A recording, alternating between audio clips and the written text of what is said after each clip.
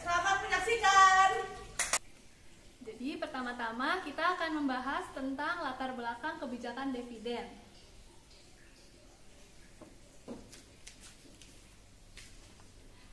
Kebijakan dividen merupakan bagian yang tidak dapat dipisahkan dengan keputusan pendanaan perusahaan. Secara definisi, kebijakan dividen adalah keputusan apakah laba yang diperoleh perusahaan pada akhir tahun akan dibagi kepada pemegang saham dalam bentuk dividen atau akan ditahan untuk menambah modal guna pembiayaan investasi di masa yang akan datang. Rumusan masalah dari kebijakan dividen ini ada 3 yang akan kita bahas. Yang pertama, apa saja konsep dari kebijakan dividen? Yang kedua, apa saja teori-teori dalam kebijakan dividen? Yang ketiga, bagaimana bentuk-bentuk kebijakan dividen? Definisi kebijakan dividen. Menurut Agus Sartono, kebijakan dividen adalah keputusan apakah laba yang diperoleh perusahaan akan dibagikan kepada pemegang saham sebagai dividen atau akan ditahan dalam bentuk laba ditahan guna pembiayaan investasi di masa datang. Yang kedua, menurut Suat Husnan dan Eni Pujiastuti, kebijakan dividen adalah kebijakan yang menyangkut tentang masalah penggunaan laba yang menjadi hak para pemegang saham. Pada dasarnya, laba tersebut bisa dibagi sebagai dividen atau ditahan untuk diinvestasikan kembali. Konsep kebijakan dividen. Pengaruh kebijakan dividen terhadap aset pemegang saham. Dividen yang dibayarkan kepada para pemegang saham tergantung kepada kebijakan masing-masing perusahaan, sehingga memerlukan pertimbangan yang lebih serius dari manajemen perusahaan.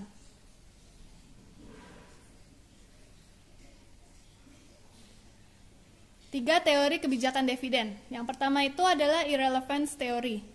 Kebijakan dividen tidak mempengaruhi harga saham ataupun cost of capital perusahaan. Oleh karena itu, kebijakan dividen menjadi tidak relevan atau irrelevant. Yang kedua, bird in the hand theory.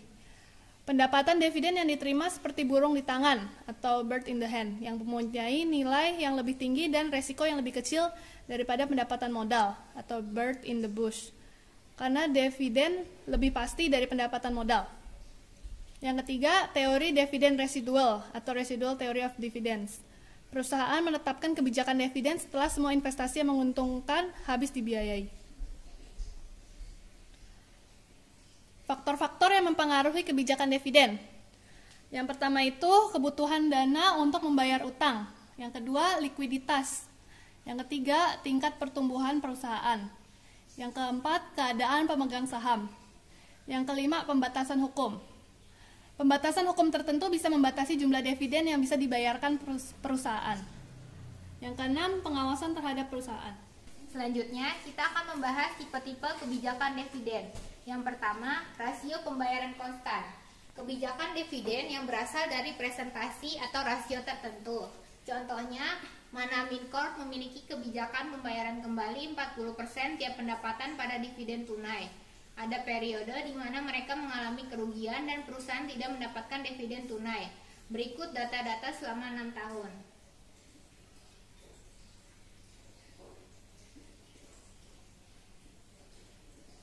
Yang kedua, kebijakan dividen reguler. Kebijakan dividen yang berasal dari pembayaran dengan nilai tetap tiap periode. Contohnya, Bugi Furniture harus membayar dividen sebesar $1 per saham tiap tahunnya sampai pendapatan per saham melampaui $4 untuk 3 tahun berturut-turut. Dalam poin ini, dividen tahunan ini naik hingga $1,5 per saham dan pendapatan yang baru saja ditentukan. Mereka tidak mengantisipasi penurunan dividen kecuali ada resiko atau bahaya. Di bawah ini adalah data-data selama 12 tahun terakhir.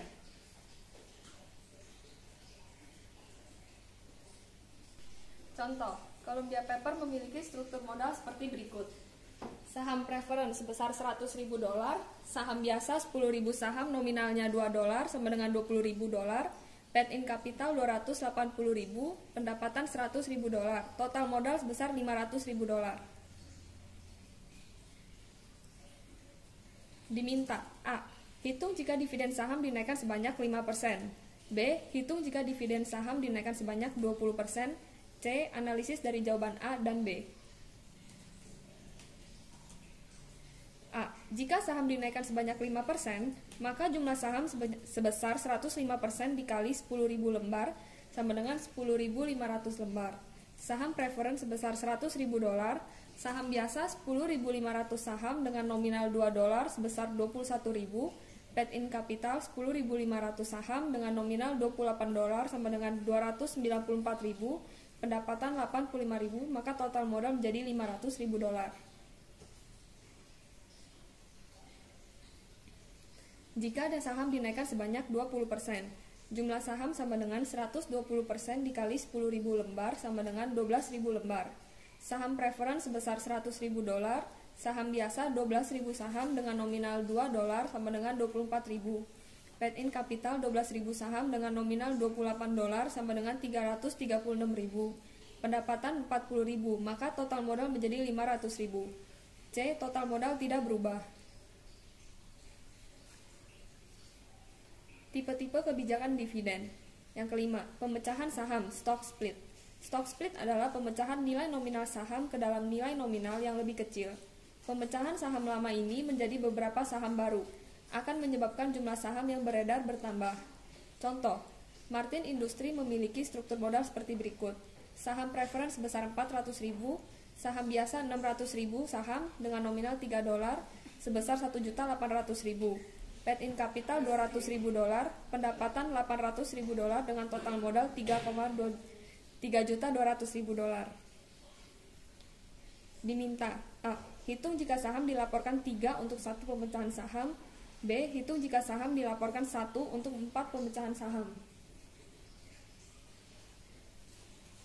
Saham dilaporkan 3 untuk 1 pemecahan saham. Saham beredar sama dengan 600.000 lembar dikali 3 dengan total 1.800.000 lembar. Harga saham $3 dibagi 3 sama dengan $1.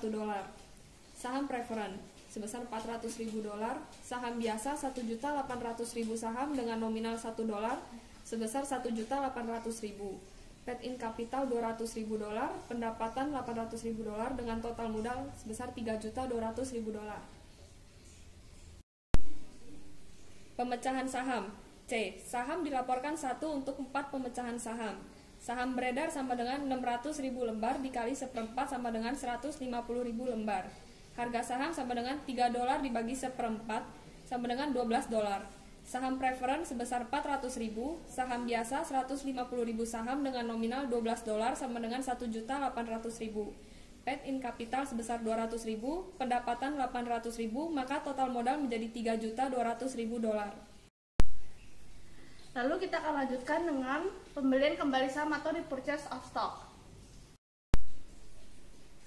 Dengan dibelinya kembali sebagian saham, maka jumlah saham yang beredar akan berkurang. Bila diasumsikan pembelian kembali saham ini tidak memberi pengaruh negatif terhadap keuntungan perusahaan, maka EPS akan meningkat yang akan meningkatkan harga pasar saham. Contohnya, di bawah ini merupakan data-data dari Cambridge Corporation. Pendapatan yang tersedia untuk pemegang saham $800.000. Jumlah saham yang beredar 400.000 lembar. Pendapatan per saham sebesar $2 dari 800.000 dibagi dengan 400.000 lembar. Harga pasar per saham $20.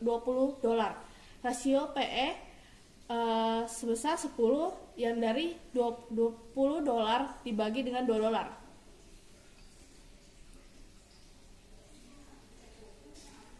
Perusahaan baru saja mempertimbangkan apakah harus memakai $400.000 dari pendapatannya untuk membayar dividen sebesar $1 per saham atau membeli saham kembali pada saat 21 per saham.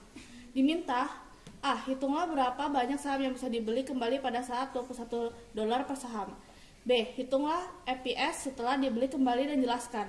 C. Jika saham dijual pada saat 10 kali pendapatan, berapa harga pasar setelah dibeli kembali? D. Bandingkan sebelum dan sesudah pembelian kembali.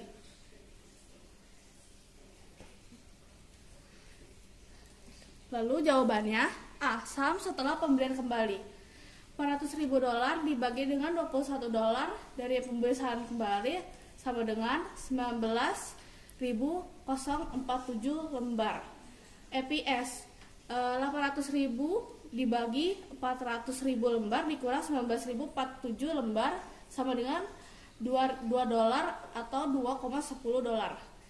Jika 19.047 lembar dibeli kembali, maka jumlah lembar akan berkurang dan pendapatan per saham akan meningkat.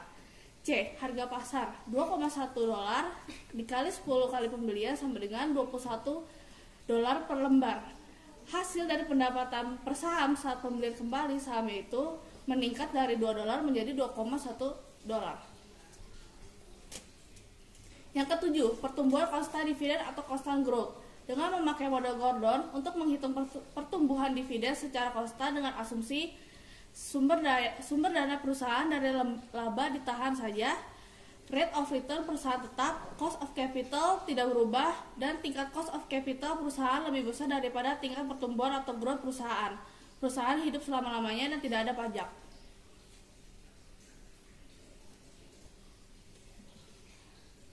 Pertumbuhan konstan dividen. Contohnya, berikut ini adalah contoh dari pertumbuhan konstan dividen. Proyek-proyek investasi baru dengan tingkat pengembalian disyaratkan 14% akan membutuhkan hanya $900.000. Kontrak-kontrak jangka panjang di mana diharapkan laba bersih tahun 2000 masih mencapai $2.500.000. Berdasarkan perubahan keadaan yang dramatis tersebut, maka manajemen Square Wall Industries sedang mempertimbangkan kembali kebijakan dividennya. Kebijakan pembayaran dividen sebesar 35%.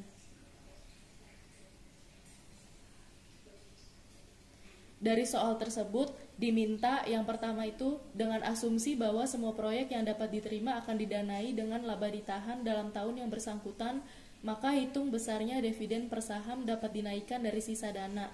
Yang kedua, berapa rasio pembayaran dividen untuk tahun 2009. Dan yang ketiga, jika kenaikan rasio pembayaran dividen ini dipertahankan terus, berapakah harga pasar saham seharusnya? Bagaimana dibandingkan dengan harga pasar saham sebelum meninggalnya pendiri perusahaan? Dan yang keempat, apa implikasi kebijakan jika tetap 35%? Asumsikan jika tingkat pengembalian laba ditahan sebesar 7,5%.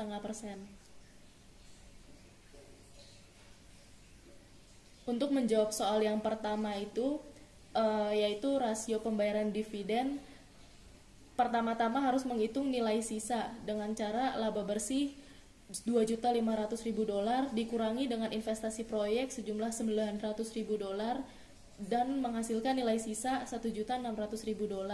Kemudian mencari dividen per saham dengan cara nilai sisa $1.600.000 dibagi dengan jumlah lembar saham 500.000 menjadi $3,2 per lembar saham. Dan untuk menghitung earning per share atau EPS dengan $2.500.000 dibagi dengan 500.000 lembar saham menjadi $5 per lembar saham.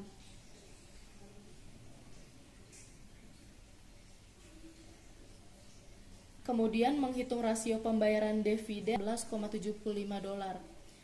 Dengan demikian, adanya penurunan harga saham sebesar 1,75 dikurang 18,75 dibagi 18,75 dikali 100% didapatkan 90,67%. Jika rasio pembayaran dividen sebesar 35% dan dividen per lembar sebesar $3,2, maka plowback rasio sama dengan 1 dikurang 35% sama dengan 65%. Kemudian menghitung tingkat pertumbuhan dengan RR dikali ROE sama dengan 65% dikali 7,5%.